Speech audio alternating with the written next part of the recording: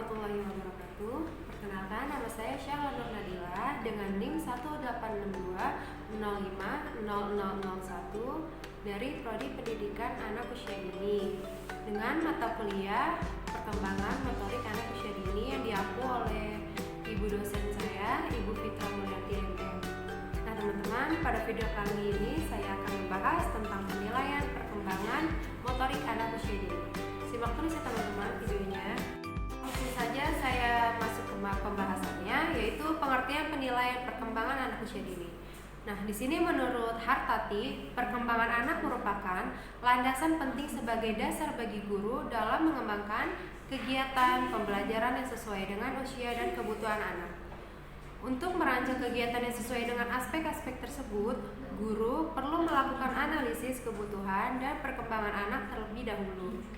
Proses ini dikenal dengan istilah penilaian yang merupakan cara yang digunakan untuk mengumpulkan informasi mengenai perkembangan anak usia dini.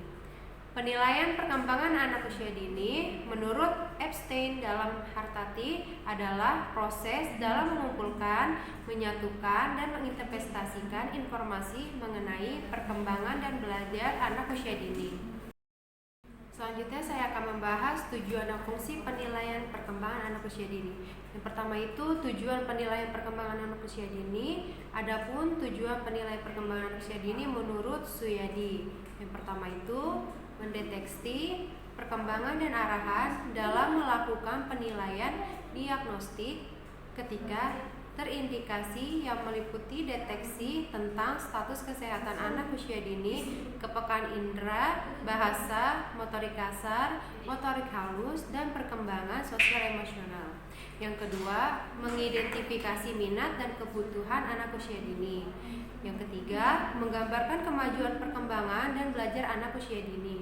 Yang keempat, mengembangkan kurikulum. Dan yang kelima, memperbaiki dan mengembangkan kegiatan pembelajaran yang sesuai dengan perkembangan dan kebutuhan anak usia dini. Nah, adapun fungsi penilaian perkembangan anak usia dini itu yang pertama, fungsi deskriptif, yaitu penilaian yang digunakan untuk menggambarkan pertumbuhan dan perkembangan anak. Dan yang kedua, fungsi prediktif, yaitu penilaian yang digunakan untuk mengetahui kemampuan anak di masa depan.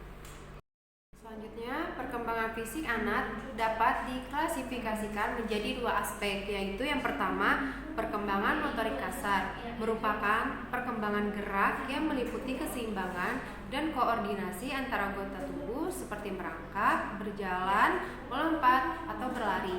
Nah, yang kedua, perkembangan motorik halus. Perkembangan motorik halus pada anak mencakup kemampuan anak dalam menunjukkan dan menguasai gerakan-gerakan otot indah dalam bentuk koordinasi, ketangkasan, dan kecekatan dalam menggunakan tangan dan jari jemari. Selanjutnya, prinsip penilaian perkembangan anak usia dini. Yang pertama itu mendidik, artinya proses dan hasil penilaian perkembangan harus mampu memberikan sumbangan positif pada peningkatan pencapaian perkembangan peserta didik.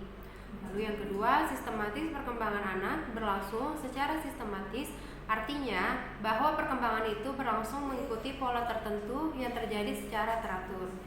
Yang ketiga, berkesinambungan, artinya penilaian pencapaian perkembangan peserta didik harus dilakukan secara terencana, bertahap dan terus-menerus untuk memperoleh gambaran tentang pertumbuhan dan perkembangan anak.